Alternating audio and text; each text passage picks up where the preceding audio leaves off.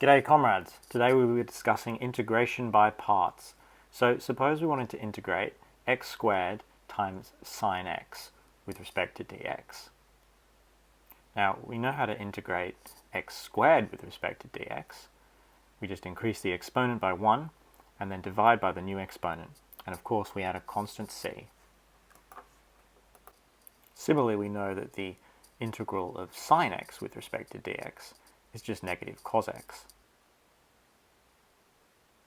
And of course we add a constant c. So how do we integrate the product of these two functions? Well, we use the integration by parts formula. The integration by parts formula tells us that the integral of u times dv equals uv minus the integral of v times du, where u and v are just functions which we can integrate or differentiate. For the above function, we select u equals x squared and dv equals sine x. We'll explain why later. To differentiate u to get du, we simply multiply the function by the exponent and reduce the exponent by 1. And of course, the integral of sine x is just negative cos x, as we mentioned earlier. Now that we have the values of u, v, du and dv, we simply substitute them into the integration by parts formula.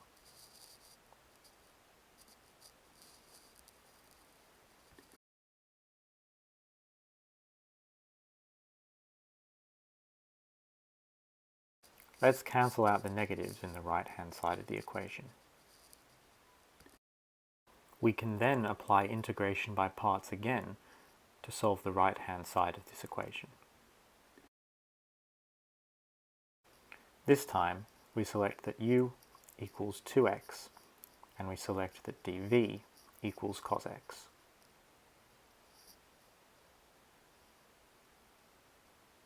It is of course trivial to find that du equals 2 and that v equals sin x.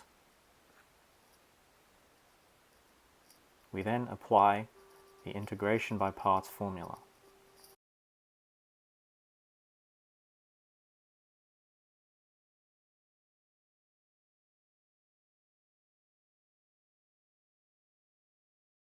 The right-hand side is of course trivial to integrate as 2 cos x.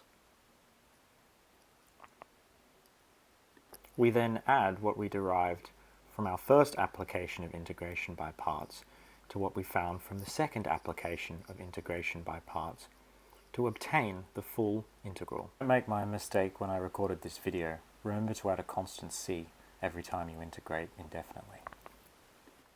Thanks for watching.